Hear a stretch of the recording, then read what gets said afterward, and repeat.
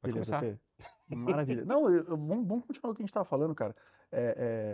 Sobre a inteligência artificial, o que que você consegue ver ela hoje, numa previsão de 5 anos, que a gente está super perto disso, 5 anos vai passar assim, como que ela já evoluiu até o momento? Porque até então a gente achava que ia ser um negócio que ia demorar anos para acontecer. Quando veio um boom, e agora a gente só fala disso, né? E daqui 5 anos, como é que você vê isso, cara? Eu separo em dois momentos. Primeiro, eu não acho que inteligência artificial é novo. É Tá? velho. A primeira vez que usou esse termo foi em 1956, se eu não me engano. Caralho, tinha a mínima ideia. Então já tem muito tempo. Uhum. Só que aquela inteligência artificial descritiva ou preditiva, baseado em dados, ela Uhum. te sugere algo olhando um comportamento. Uhum. É a inteligência artificial que está na Netflix, que está na Amazon, que está nos Caramba. bancos. A Uhum. gente já usa o dia a dia sem perceber, né? No Waze. Uhum. O ponto de virada para mim foi a inteligência artificial generativa. Ela não vai Tá. olhar um histórico e vai predizer algo. Ela foi criada para gerar. Pode gerar um texto, pode gerar uma imagem, pode gerar uma música. Ela tem que criar algo. Isso sim deu um boom em novembro de 2022, quando a OpenAI trouxe para o mercado o ChatGPT. E Uhum. aí, pela primeira vez, em 2 meses, você tinha 100 milhões de pessoas usando um único produto. Aí bateu recorde de Bateu tempo de recorde uso. de tudo, de Não, tudo. O absurdo. Facebook levou 3 anos para ter Atingiu. 50 milhões de usuários. Isso foi animal. O avião levou 60 anos para transportar 50 milhões de pessoas. Em 2 meses, 100 Sim, milhões de pessoas usando, sim. é um número exponencial. Uhum. E eu acho que a gente passou o primeiro ano de 2023 como curiosidade, foram 100 milhões de pessoas curiosas testando algo que era muito simples de usar. Uhum. Agora a gente passa 2 anos implementando isso no mercado corporativo, nos negócios, as Tá, empresas usando. tá. E depois dessa primeira fase, um boom exponencial que só vai ter negócio se estiver usando inteligência artificial. Então, eu acho que Tá. em 5 anos a gente redefine a forma de trabalhar por causa de uma tecnologia disruptiva, por causa da E, IA generativa. e se a gente está possivelmente falando de um redesenho do mercado de trabalho, a gente está falando de um redesenho da sociedade, possivelmente até do modus operandi que a gente vive, seja de capitalismo ou que nova situação que a gente vai ter que estar integrado nisso, porque muda muito o jogo, né? Muda tudo. De O trabalho previsões. rege a humanidade. Se Perfeito, você concordo. vê na Revolução Agrícola, antes a gente caçava, depois a gente plantava. Sim, Mudou a forma de viver. sim, Depois a gente veio para a Revolução Industrial, saiu do campo, foi para dentro de uma fábrica. sim. Agora a gente está saindo de dentro de uma fábrica, voltando para um remoto, porque Uhum. tudo está no digital, não preciso mais operar uma máquina. Então, de tempos em tempos, a cada revolução, a gente reescreveu a forma de trabalhar, consequentemente, a gente reescreveu a forma de se conectar com as pessoas e, consequentemente, a forma de se desenvolver, aprender. Entendi. Por isso que eu acho que também tem uma mudança absurda na educação. A Sim. forma de aprender vai ter que ser diferente do que a forma que a gente tinha antes para poder usar esse tipo de tecnologia. Sim, sim. Mas não vem num cenário assim, de que ao passo que o celular se tornou parte do nosso corpo, como a gente estava conversando, isso não faz um sentido de que a AI também vai fazer parte do nosso corpo, talvez por hora de maneira isolada, não interna ainda, mas a gente começa a ficar dependente disso, e a gente pode ter um processo até de perda de capacidade cognitiva, enfim, algo nesse Ou sentido. de troca, se não for perda, é troca. A Tá, gente vai usar ela em dois formatos sempre: o Copilot e o Autopilot. entendi. No Copilot, ela está me ajudando. Eu pergunto, ela responde, Uhum, eu executo uma atividade muito mais rápido ou de uma forma muito mais eficaz e assertiva, utilizando a inteligência artificial. No Autopilot, ela já está tão bem treinada para executar aquela atividade que ela faz sozinha. Eu não uso nenhum recurso cognitivo meu. Então, se eu vou sair daqui e vou para minha casa, eu ligo o Waze e eu acompanho aquele caminho. sim. Eu não fico discutindo, ah, não, eu vou para outra rua Uhum, porque eu acho que é mais perto. Se ele está mandando ir por aqui é porque tem trânsito, ou porque choveu, ou porque quebrou um carro. Eu sigo isso. Ali já virou autopilot. entendi. Quando eu uso para preparar uma aula ou uma palestra, aí ele é um copilot. Eu falo o que eu quero e ele vai me dando o resultado. Uhum. Mas sempre tem uma troca de uma atividade física ou cognitiva para uma tecnologia. E eu Entendi. acho que várias atividades cognitivas nossas vão ser transmitidas para a inteligência artificial. Mas uma vez que a gente começa a perceber que tudo aquilo que a inteligência artificial nos proporciona hoje já, não estou nem falando daqui 5 anos, e a gente absorve como uma verdade absoluta e nem questiona, essa ferramenta hoje, que a gente fala que é inteligente, que possivelmente a gente está treinando para se tornar ainda mais inteligente, daqui a pouco ela vai falar o que a gente vai reger nossa vida, o que a gente vai fazer vai estar vinculado a ela. Esse eu acho que é Isso o vem maior para perigo. produto, consumo, Tudo. tudo. Eu acho que a gente humanizou demais a tecnologia. Entendi. Ela fala, ela pensa, ela é criativa, Uhum. mas ao mesmo tempo a gente robotizou a humanidade. A gente segue só o que ela faz. E aí emburrece a humanidade se eu não tiver a capacidade de contra-argumentar ou pensar diferente da máquina, porque no fundo o mercado gira em volta do diferente. Uhum. Agora, nessa linha, e a criatividade, você que é de marketing? Eu tenho ideias com o ChatGPT que eu não teria sozinho. Sim. Quanto você acha que essa ferramenta é criativa num processo de marketing, no lançamento do nome de um produto, de uma campanha, que um ser humano não seria? Ele mata a criatividade do ser humano, na sua opinião? Eu acho que vai muito sobre a linha do Copilot e Autopilot, né? Se você começar a olhar para ela como a sua dupla criativa, que dentro de uma agência isso é comum, por exemplo, faz todo sentido você brainstormar com ela e vocês duplarem sobre o desafio em questão e chegarem na melhor resolutividade. Mas uma vez que você utiliza ela para ela dar simplesmente todas as respostas e você pegar aquilo e já aplicar, eu acho que a gente está se tornando apenas um step para ela fazer isso automático, né?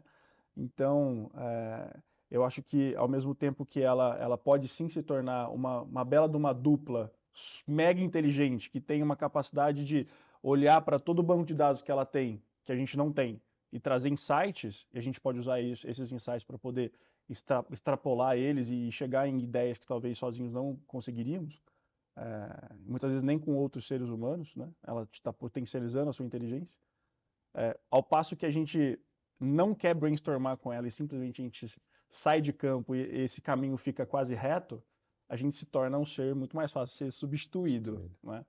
Então, ainda não consigo perceber hoje ela com capacidades tão reflexivas sobre o mercado, mas eu acredito que vai haver um momento onde ela vai ter algum certo tipo de perto, não sei se isso até em formato de tecnologia é possível, mas perto de algo de emoção, não sei se ela vai ter sentimento, mas ela vai saber tanto quanto um ser humano se comporta em níveis físicos e emocionais, que ela vai conseguir chegar a isso de uma forma muito semelhante ou até mesmo igual, tá?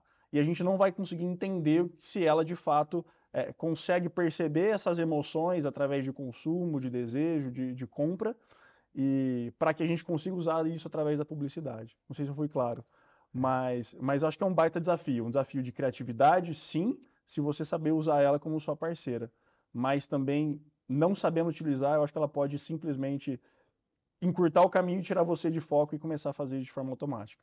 Dá para fazer? Tecnologicamente dá para fazer isso? Esse passo automático? Tecnologicamente, ela não sente, mas ela tem uma habilidade de entender o sentimento humano. Então, a Tá, forma como eu converso com ela, o que eu estou escrevendo no prompt lá, no chat sim. GPT ou em outra, a expressão, o tipo de imagem que eu escolhi, Uhum. uma análise profunda disso, é uma análise estatística, e ela consegue chegar a entender qual é o meu sentimento. Tá, Se eu estou mais feliz, se eu estou mais para baixo, se eu estou num tom informal, se eu estou num tom formal de tá, conversa. E quando ela aprende a ler isso, ela se comporta diferente para me dar uma boa resposta. tá. Então, isso é um limiar muito difícil de medir, porque chega Uhum. uma hora que você fala, ela está sentindo ou ela só está interpretando os Isso, meus exato, sentimentos e exato, respondendo? exato. De uma forma fria, tecnologicamente falando e matematicamente falando, Uhum. ela só está interpretando os seus sentimentos. Mas como eu jogo uma probabilística em cima disso, eu tenho probabilidade e randomização ali em cima desses algoritmos, no fundo é como o seu cérebro faz também. Ele já Uhum. tem os sentimentos, ele escolhe um que está vindo mais forte e traz. Então Sim. é difícil de falar se realmente ela já não está sentindo. Óbvio, ela não sente dor, mas ela sabe quando eu sinto dor. Uhum. Ela não dá risada, mas ela sabe quando eu estou dando risada. Legal. E ela consegue manipular, ou digamos assim, direcionar para chegar numa determinada emoção. Uhum. Que eu acho que isso para o marketing é fenomenal, porque ela vai me Sim, ajudar a total. escrever aquilo que eu quero que reflita. Eu acho que não só escrever no sentido de criar uma linha de mensagem publicitária, mas sobre o aspecto do consumidor, e a gente sempre, quando vai falar de marketing, a gente olha para o consumidor primeiro, como que essa inteligência prevê tendências de consumo através de dados históricos e de mercado, que ela tem uma capacidade analítica possivelmente muito maior do que nós todos conversando e achando o que vai acontecer do mundo.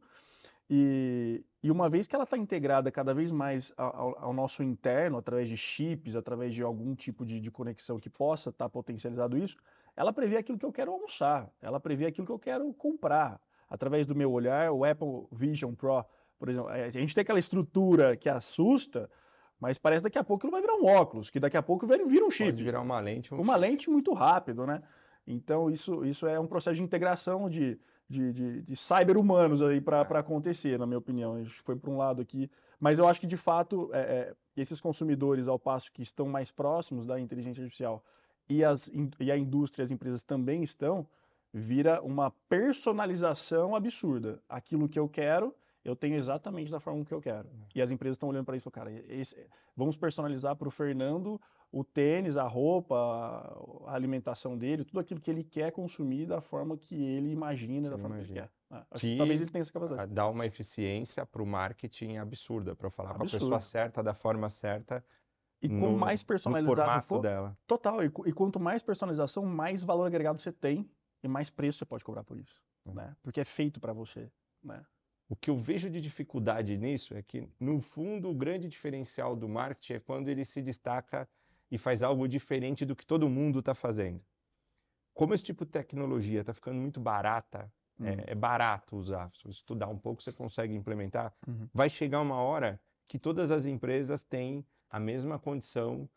Antes eu precisava comprar uma máquina para rodar isso, custava milhões. Agora eu pago por uso na internet, SaaS é baratinho. Então chega um momento que uma startup que está nascendo agora, que tem um fluxo de caixa pequeno, ou uma multinacional que fatura bilhões, podem usar a mesma tecnologia. É o mesmo modelo do ChatGPT, da LLM, do Copilot, do Anthropic, ou de qualquer modelo que tiver ali, o custo é centavos de uso. Quem usa mais, paga mais, quem usa menos, paga menos, mas é o mesmo modelo. Legal.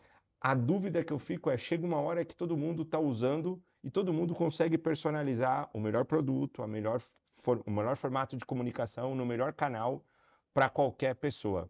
O que vai ser feito diferente para poder destacar? Será que eu tenho que, em algum momento, fazer um rebote que eu volto 100% para o humano e tenho que esquecer a máquina para eu poder ser diferente? Vai ter flexão. Ou vai ter algum outro nível acima, uma outra tecnologia que vai disruptar, que vai me deixar diferente?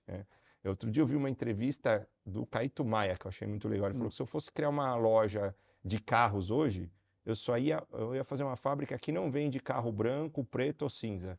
Só vende carro colorido, porque a gente passou um ciclo que todos os carros eram branco, preto ou cinza. E aí eu ia me destacar absurdamente porque eu sou diferente. E aí eu atraio quem é diferente. Com esse custo de tecnologia tão baixo de IA e com esse nível de personalização, eu não sei o que pode ser diferente, entende? Eu acho que tem algo que ainda vai demorar muito tempo para a gente subir de platô em relação a branding, agora falando sobre marca, que é o nível de conexão emocional e personalização da identidade. Ou seja, uma marca que tem uma identidade XPTO, a partir do momento que ela se posiciona e ela divulga isso, ela comunica isso para aquele público, para aquela comunidade que ela quer se conectar, quando ela fala a linguagem e ela entrega experiências incríveis, ela cria um nível de conexão emocional que isso é muito difícil de perder, independente do produto em si. Tá? A gente está falando de personalização no papo passado de produto, de algo tangível, mas no final das contas, essa personalização ela está muito mais voltado para a identidade, para a identificação. Né? Então eu acho que isso vai ser algo que vai demorar muito para a gente subir de platô. É uma bela pergunta, mas as marcas que hoje se declaram muito mais fortes em propósito, que se posicionam muito mais, que sabem com quem elas querem se conectar e também sabem com quem nem quer tanto, porque não basta só você saber com quem você quer, é importante saber também com quem você não quer, e você cria essa relação e esse volume de comunicação que pode ser através de ferramentas, e a IA, por enquanto, é uma ferramenta, né, que potencializa esse poder de conexão.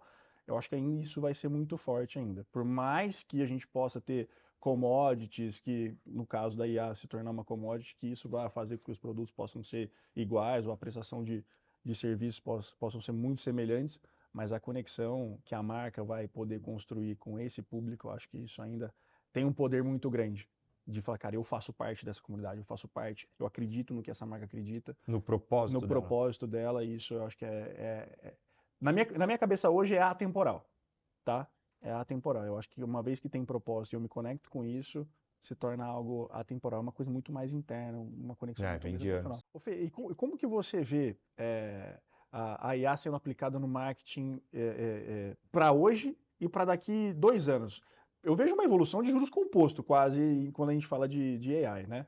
Mas como que isso você acha que pode trazer para o nosso universo de marketing? E o que você poderia me dar de inputs aí para eu poder trazer em aula e para o mercado? O uso é exponencial. Pensando sempre que agora ela pode gerar para o marketing, eu acho que é muito rico porque ela ajuda a criar. Então, na criação de imagens, logotipos, Legal. na criação de vídeos, com Sora, que está chegando agora, explodindo e outras, Uhum. e na criação de texto. Como é que eu defino o slogan da minha empresa, o nome do meu produto, ou um e-mail e uma carta de vendas. Então, só aqui eu acho que tudo que ele precisa criar de imagem, vídeo e texto, fazer sem a ferramenta hoje, leva mais tempo, é mais trabalhoso e o resultado não fica tão bom. Legal. Pô, bacana demais. Sobre o Apple Visual Pro, você acha que as marcas vão conseguir criar publicidade dentro desse campo de visão? E, né, porque assim, a primeira vez que eu utilizei foi um negócio, caramba, cara, que universo à parte é esse? Meio Black Mirror, assim, né? Total. E a gente vai conseguir introduzir publicidade dentro disso? Ela vai ser uma plataforma que pode ter anúncio, sabe? Alguma Eu coisa acho que a gente está num ponto de inflexão de juntar o real com o virtual. Por muito tempo a gente estava aqui conversando, depois eu pego o meu celular, eu entro no Instagram, eu entro no YouTube, eu entro numa rede social, eu saio do mundo real e vou para o mundo digital. São dois mundos paralelos. Tá. O metaverso consegue pela primeira vez trazer esses dois mundos ao mesmo tempo. Eu tenho o real, se eu colocar o óculos aqui eu te vejo, Uhum. mas aqui do lado abre uma tela virtual e eu começo a operar Eu nos consigo fazer essa sistemas. divisão. Que é um Legal. pouco da realidade mista que ele chama. Então acho que num primeiro momento dá esse choque. Num segundo momento, as marcas vão começar a entender onde é que ela pode introduzir algo de branding ou de advertising nessa experiência de ter um mundo real e um mundo virtual misto. E Uhum. aí pode ser gigante. Imagina que eu vou comprar um apartamento, em vez de ter a maquete, eu coloco o Super, óculos e super, conheço esse apartamento por dentro. E super. lá dentro eu já poderia falar, gostei desse sofá, vou comprar ele, por exemplo. Mas isso você também poderia ter um foco assim de atrapalhar o turismo, por exemplo? Cara, eu quero estar em Hong Kong agora. Pum, entra Hong Kong e eu tô ali navegando na cidade. É. Não é real. Não estou consumindo a comida local, vivendo a cultura local. Mas essa capacidade de aproximação. É uma excelente pergunta. Eu não acho que atrapalha, eu acho que ele abre novas possibilidades. Tá. Eu quero assistir um jogo da NBA, eu estou no Brasil, não tenho condição de eu comprar uma passagem agora e ir até os Estados Unidos e não tem mais ticket para comprar esse estádio e ver essa partida. Eu vou pagar um preço diferente, coloco o óculos e eu sento como se estivesse na primeira fila Putz, animal. da quadra ali. Animal. É exatamente a mesma coisa? Óbvio que não Sim, é, sim, mas sim. é muito melhor do que assistir numa tela quadrada chamada TV.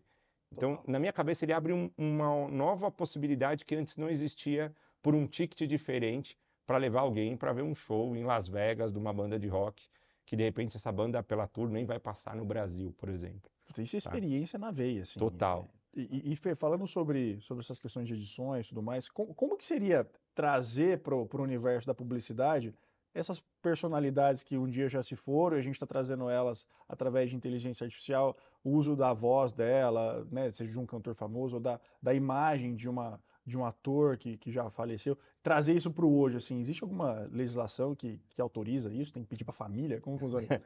É muito doido que quando vem uma tecnologia tão disruptiva, você ainda não tem lei para aquilo. Entendi. E no mercado público, nada pode ser feito se não tiver lei. Já no mercado privado, você pode fazer qualquer coisa desde que não esteja escrito na lei. Então, como não tem lei, todo mundo sai usando. As primeiras versões de IA, você conseguia pegar qualquer personalidade, trazer a imagem dela, a voz dela e colocar um vídeo dela falando. Mas existe lei para o direito de propriedade intelectual. Ele é Sim. dono daquela imagem, ele é dono da voz, ele construiu Uhum. aquilo. Então, agora, várias ferramentas, quando você sobe uma imagem de uma figura pública, ela já fala, não é possível utilizar. Então, eu Ou acho use que por X reais, sei lá, enfim, pode ter exatamente. Então, eu acho uma que coisa dessa. vai ser bom para o bem e para o mal. Você vai poder utilizar esse tipo de ferramenta pagando o direito autoral, intelectual, e às vezes até de uma personalidade que já faleceu, está deixando isso para os filhos, para a família, e vai poder ser reutilizado e desde que pague os direitos autorais. Vai ser sensacional. Uhum. Ao mesmo tempo, as ferramentas e a tecnologia vai ter que evoluir para combater o fake news. Então, se eu estiver usando sem autorização, por que não eu tomar um strike e não conseguir publicar isso? Hoje, se eu subo um vídeo no YouTube e coloco uma música sem autorização, eu já não sou remunerado por esse vídeo. Sim. Então, já tem tecnologia, óbvio que precisa ser implementada, para a gente descobrir se eu estou usando a imagem ou o som de alguém que não paguei. Ao mesmo tempo, como eu disse da outra vez, abre inúmeras oportunidades. Eu vou poder ceder a minha imagem ou a voz para fazer trabalhos que antes eu não faria. Sim. E vou poder gerar renda nisso, desde Total. que faça sentido ali. Então, eu vejo um grande espaço para esse tipo de coisa. Legal. O Fê, e a gente conhece hoje muito o chat GPT como a principal ferramenta. Quando a gente fala em inteligência artificial, vem chat GPT logo na sequência. Existem outras ferramentas, assim, e que estão para surgir também, que ainda não se tornaram tão públicas? Existe alguma outra aí que você poderia falar, puta, essa aqui vai mudar o jogo? Tem uma série falando de IA generativa, já tem uma série de modelos de LLM. Para um modelo de IA generativa, que é essa que cria texto, como a gente falou, ser bom, ele precisa ter sido treinado por muitos dados e ele precisa passar por um tempo de interação humana. Quanto mais eu uso, mais ele treina. Ele aprende ou pelo histórico de dados ou pela interação. Nós estamos no momento que a OpenAI teve uma janela ali, que ela criou o primeiro, e logo que ela abriu, deram 100 milhões de usuários, que treinou demais aquele modelo. Então, por um período curto, esse modelo foi treinado em cima de dados públicos da internet, que agora já tem um monte de empresa que não está deixando utilizar. Está aí o New York Times que falou, para usar os meus dados, você precisa me pagar, e faz todo sentido. Como não tinha lei antes, ninguém sabia, deixou. Então, a OpenAI pegou uma janela de tempo muito específica que ela teve muito dado para treinar e teve a sorte disso viralizar e muita gente treinar. Então, obviamente, esse modelo ficou muito inteligente.